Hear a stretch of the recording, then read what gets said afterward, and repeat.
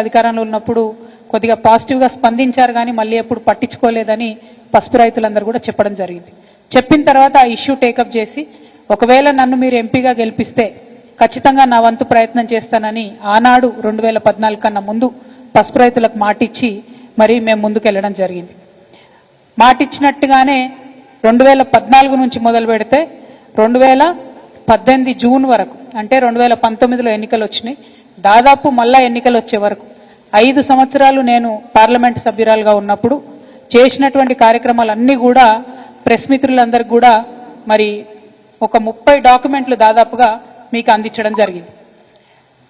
ఎంపీగా నేను మే 16 నాడు ఎన్నికైతే నెల లోపలనే, అంటే 12 జూన్ 2014లోనే అప్పుడు నిర్మలా సీతారామన్ గారు కామర్స్ మంత్రి గారు ఉన్నారు, వారికి ఉత్తరం రాయడంతో ప్రారంభిస్తే ఆనాటి నుండి ప్రధానమంత్రి గారిని 2 సార్లు కలవడం, స్పైసెస్ పార్క్ ఒక పక్క పసుపు బోర్డు కోసం ప్రయత్నం చేస్తూనే ఇంకొక పక్క పసుపు ఆధారంగా రావాల్సినటువంటి పరిశ్రమల కోసం మాట్లాడుతూ ఈ దేశంలోకి పసుపు బాగా దిగుమతి అవుతున్నది, దానివల్ల పసుపు రైతులు నష్టపోతా ఉన్నారు, దిగుమతులు అన్నీ ఆపాలని చెప్పి ఇంకొక పక్క డిమాండ్ చేస్తూ పసుపు బోర్డుతో పాటు పసుపుకు మద్దతు ధర 15,000 రూపాయలు ఇవ్వాలని చెప్పి డిమాండ్ చేస్తూ ఒక త్రిముఖ వ్యూహంతో నేను 5 ఏళ్లు అలుపెరగని పోరాటం చేసిన విషయాన్ని నిజామాబాద్ జిల్లా రైతులందరూ కూడా నేను గుర్తు చేస్తా ఉన్నాను.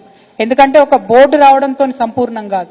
బోర్డు రావడం ఎందుకు, బోర్డు వస్తే అందులో డిఫరెంట్ కొత్త వెరైటీలు, అట్లానే పసుపు సాగు చేస్తే వచ్చేటటువంటి ఏవైతే బై ప్రోడక్ట్స్ ఉంటాయో, పసుపు ఆధారిత పరిశ్రమలు పెట్టడానికి అవసరమైనటువంటి సైంటిఫిక్ రీసెర్చ్ ఉంటుందో అది బోర్డు ప్రొవైడ్ చేస్తుంది. కానీ మద్దతు ధర ఉంటేనే రైతుకు గిట్టుబాటు అవుతుంది. ఎందుకంటే ప్రతి రైతు కూడా ఏ గ్రేడ్ క్వాలిటీ పసుపును పండించలేడు, రకరకాల గ్రేడ్లలో పసుపులు పండుతూ ఉంటాయి. కాబట్టి మద్దతు ధర 15,000 రూపాయలు ఉంటేనే బాగుంటుందని చెప్పి ఆనాడు డిమాండ్ చేసినాం. దాంతోపాటు ఈ దేశంలోకి ఇతర దేశాల నుండి చీప్ వెరైటీ పసుపు రావడంతో కంబోడియా, మలేషియా, ఇండోనేషియా ఈ దేశాలతోని చీప్ వెరైటీ పసుపు వస్తూ ఉంది, దాంతో మన రైతులు నష్టపోతా ఉన్నారని చెప్పి ఈ 3 అంశాలను కూడా మొదటి రోజు నుంచి నేను డిమాండ్ చేస్తూ ఉన్నాను.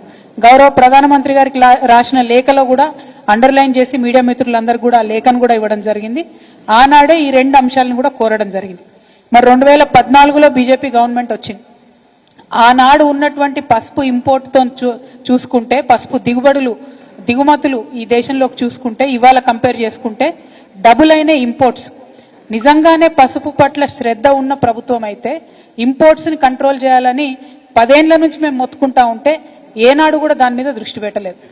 దిగుమతులు అంటే వేరే దేశాల నుంచి మనకు చేసుకునేటటువంటి దిగుమతులు, వాటి మీద శ్రద్ధ పెట్టలేదు. 2014లో 8 లక్షల క్వింటాలు ఉంటే ఇప్పుడు దాదాపుగా డబుల్ అయినటువంటి పరిస్థితి దిగుమతులది ఉన్నది. ఆ నంబర్స్ అన్ని కూడా మీకు నేను షేర్ చేయడం జరుగుతుంది. ప్రతి సంవత్సరం పెరుగుకుంటూ పోయింది తప్ప తగ్గలేదు. నిజంగా పసుపు మీద శ్రద్ధ పెట్టేటటువంటి వాళ్ళైతే పాలిటిక్స్ కోసం పసుపు బోర్డు కాకపోతే పసుపు దిగుమతులను వెంటనే కంట్రోల్ చేయాలని చెప్పి నేను భారతీయ జనతా పార్టీని డిమాండ్ చేస్తూ ఉన్నాను. రెండవది, మీరు నిజంగానే పాలిటిక్స్ కోసం ఏదో కంటి తుడుపుగా పసుపు బోర్డు ఏర్పాటు చేసిన వాళ్ళు కాకపోతే పసుపు బోర్డుతో పాటు ఇమీడియట్గా పసుపుకు మద్దతు ధర 15,000 రూపాయలు ఇవ్వాలని చెప్పి కూడా నేను డిమాండ్ చేస్తూ ఉన్నాను. మరి గౌరవ ఎంపీ గారు అనేక మాటలు మాట్లాడింది. ఆయనకు అలవాటే వెకిల్ మాటలు మాట్లాడడం, ఆయనకు అలవాటే బాధ్యత రాహిత్యంగా మాట్లాడడం. కాకపోతే 2014లో మేము ఎప్పుడైతే ఈ పసుపు బోర్డు డిమాండ్ పెట్టినామో అప్పుడు ఈ ఎంపీ గారు రాజకీయాలలో కూడా లేరు. ఆనాడు కాంగ్రెస్ పార్టీలో ఉన్న వారి తండ్రి వెనుక ఉన్నటువంటి బిడ్డగా ఉన్నాడే తప్పితే ఆయన రాజకీయాలలో కూడా లేరు. 2019లో పోటీ చేసినప్పుడు బాండ్ పేపర్ రాసిచ్చి 5 రోజులలో పసుపు బోర్డు తీసుకొస్తామని చెప్పిండ్రు.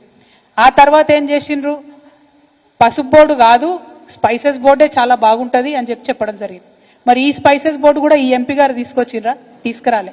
నేను ఎంపీగా ఉన్నప్పుడు మా ఎమ్మెల్యేలందరం ఒక 5-6 ముఖ్యమంత్రుల దగ్గరికి పోతే, ప్రధానమంత్రి గారిని 2 సార్లు కలిస్తే, అప్పుడున్నటువంటి కామర్స్ మినిస్టర్ నిర్మలా సీతారామన్ గారిని, తర్వాత సురేష్ ప్రభు గారు ఎంటబడితే రీజనల్ పసుపు బోర్డు అనేటటువంటిది మా ప్రభుత్వ హయాంలోనే అన్న మంత్రి గారుగా ఉన్నప్పుడే, మనము ఆనాడు ఆర్టీసీ చైర్మన్గా బాజిరెడ్డి గారు ఉన్నప్పుడే ఇక్కడ సపరేట్గా ఒక ప్లేస్ ఇచ్చి, హైడ్రాలజీ డిపార్ట్మెంట్ దగ్గర ఒక ప్లేస్ ఇచ్చి దాంట్లో స్పైసెస్ బోర్డు మనం పెట్టడం జరిగింది.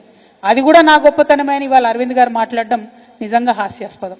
ఇంకో మాట ఏమన్నాడు ఆయన, స్పైసెస్ బోర్డు బెంజ్ కారు లాంటిది, పసుపు బోర్డు అంబాసిడర్ కారు లాంటిది, ఆనాడు అంబాసిడర్ కార్ కోసం బాండ్ పేపర్ రాసిచ్చిన, కానీ మోడీ గారు నాకు బెంజ్ కార్ ఇచ్చిండు ఆయన. కాబట్టి నిజామాబాద్ జిల్లా ప్రజలందరూ కూడా ఆనందంతో ఉత్సవాలు చేసుకోవాలని ఆనాడు చెప్పారు. మరి అలా పసుపు బోర్డు ఎందుకు ఇచ్చినట్టు? ఒకవేళ ఆల్రెడీ బెంజ్ కార్ ఉంటే మళ్ళీ అంబాసిడర్ కార్ ఎందుకు ఇచ్చినట్టు? అంటే ఈ వైరుధ్యం ఏంది? మీరు మాట్లాడే మాటలలో అన్ని వీడియో రికార్డ్స్ ఉన్నాయి. ఇవాళ రేపు నేను మాట్లాడలే మీరు తొండి అంటున్నారు అనడానికి కూడా లేదు. ఆయన ట్విట్టర్లోనే, ఆయన ఫేస్బుక్లోనే మొత్తం అన్ని వీడియోస్ కూడా ఉన్నాయి.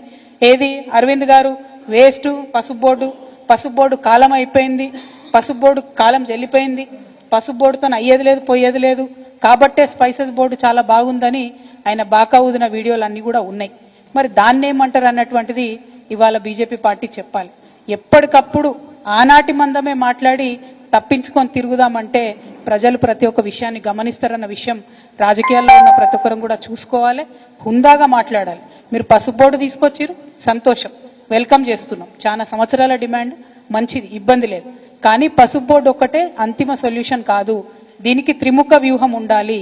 ఆ త్రిముఖ వ్యూహంలో ఇంకొకటి ఖచ్చితంగా పసుపుకు మద్దతు ధర రావాలి. మూడవది మన దేశంలోకి వచ్చేటటువంటి పసుపు దిగుమతులన్నీ కూడా ఆగిపోవాలి. ఇంకొక విషయం, ఇప్పుడున్నటువంటి కాంగ్రెస్ పార్టీ ప్రభుత్వాన్ని కూడా మేము డిమాండ్ చేస్తూ ఉన్నాం.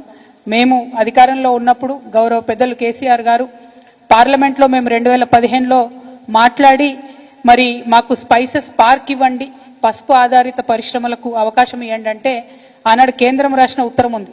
మేము డబ్బులు ఇవ్వము, మీరే డబ్బులు పెట్టుకోండి, మీరే ల్యాండ్ ఇవ్వండి, మీరే పరిశ్రమలు తెచ్చుకోండి అని వాళ్ళు చేతులు దులిపేసుకున్నారు.